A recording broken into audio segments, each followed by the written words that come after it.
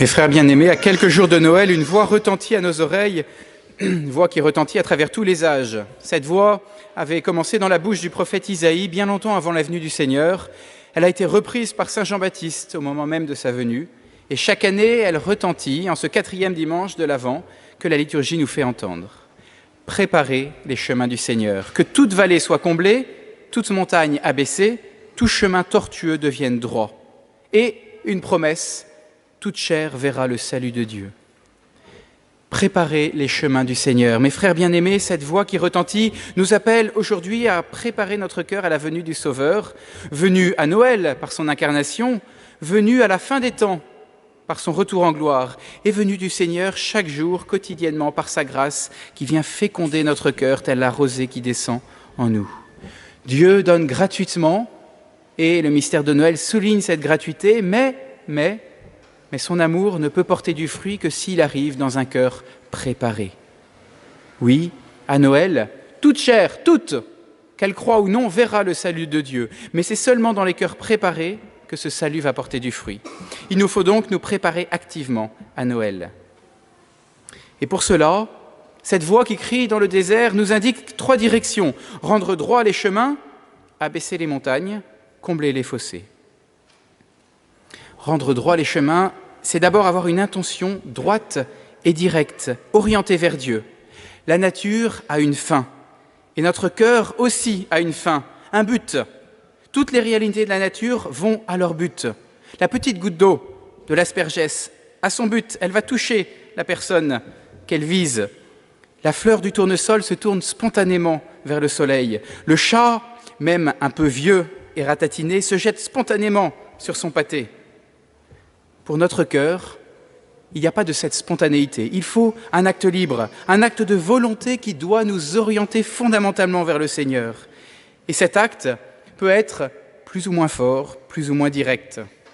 Entre l'athée qui refuse frontalement Dieu et le saint qui est en ligne directe, il y a tous les entre-deux que nous pouvons vivre.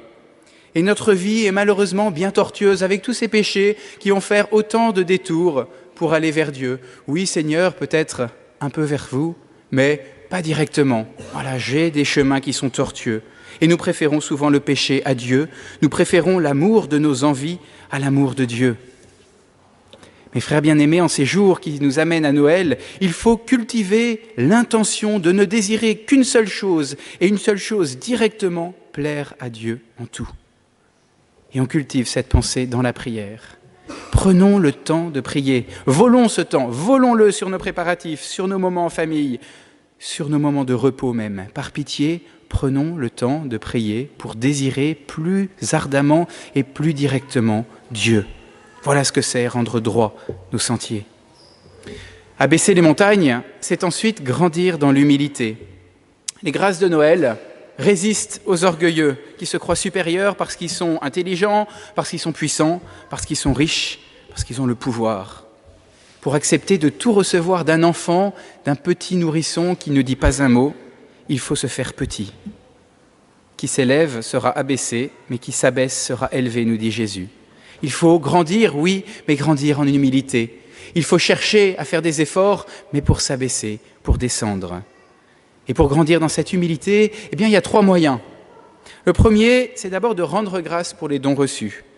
Qu'as-tu que tu n'aies reçu, dit saint Paul. Oui, nous avons des dons, il ne s'agit pas de nier, et l'humilité véritable ne consiste pas à dire « je suis rien », mais « ce que j'ai, je l'ai reçu ». Et si tu l'as reçu, continue saint Paul, pourquoi t'enorgueillir comme si tu ne l'avais pas reçu ? L'esprit de louange, l'esprit d'action de grâce, et peut-être nous avons du mal avec cet esprit, eh bien, est une merveilleuse antidote à l'orgueil.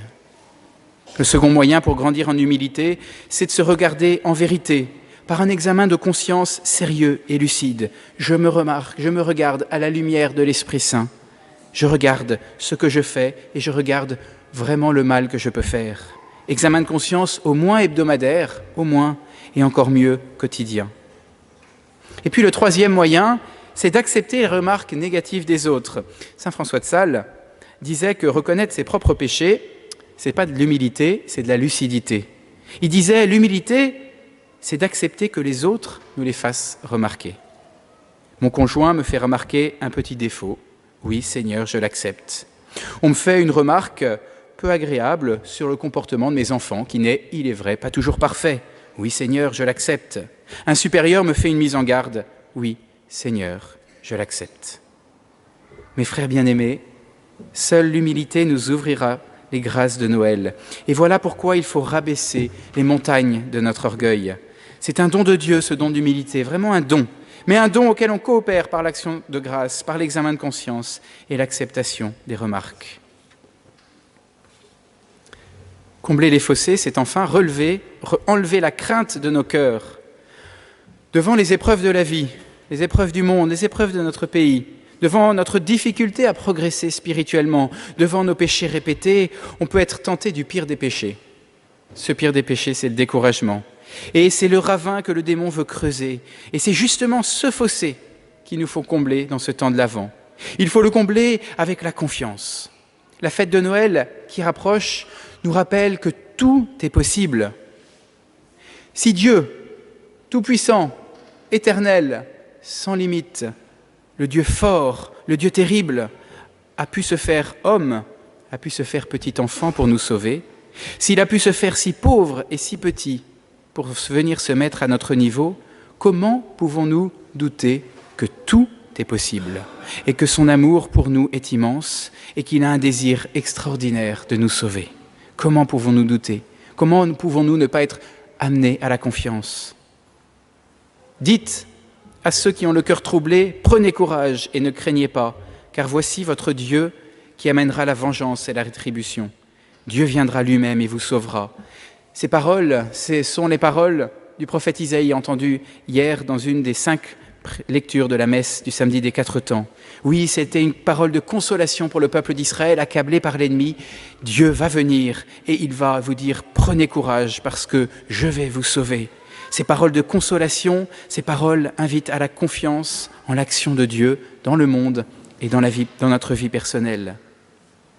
Les événements douloureux que nous pouvons vivre au plus profond de nous-mêmes, ou que nous pouvons voir ou constater autour de nous, la maladie d'un proche, notre propre péché, les difficultés de notre pays, tout cela doit nous pousser, doit nous obliger à faire confiance. Parce que l'avantage, quand tout va mal, c'est que justement, on ne peut s'appuyer que sur Dieu seul, non plus sur des calculs, non plus sur les autres hommes, non plus sur nos propres actes, mais sur Dieu seul. Et c'est justement la beauté de la confiance, s'appuyer sur la puissance de Dieu seul et non sur nos pauvres calculs et nos pauvres forces. Mes frères bien-aimés, dans ces derniers jours avant Noël, mettons notre confiance dans ce petit enfant qui vient nous sauver. Et dans la nuit de Noël, tout sera possible, toutes les grâces seront accessibles. Pensons à les demander, à les préparer. Pensons qu'elles seront accessibles si jamais nous y croyons, si nous faisons confiance au Seigneur. Mais il faut avoir confiance dès maintenant dans ces jours qui nous amènent à Noël.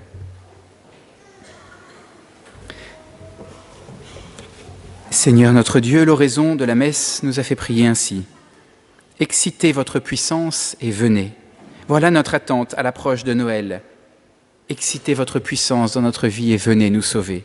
Et en réponse à cette demande, vous nous dites aujourd'hui par la bouche de Saint Jean-Baptiste, comblez les vallées, abaissez les montagnes, rendez droit les sentiers. Puissions-nous ainsi préparer la fête de Noël qui approche pour que notre joie soit profonde. Amen. Au nom du Père et du Fils et du Saint-Esprit.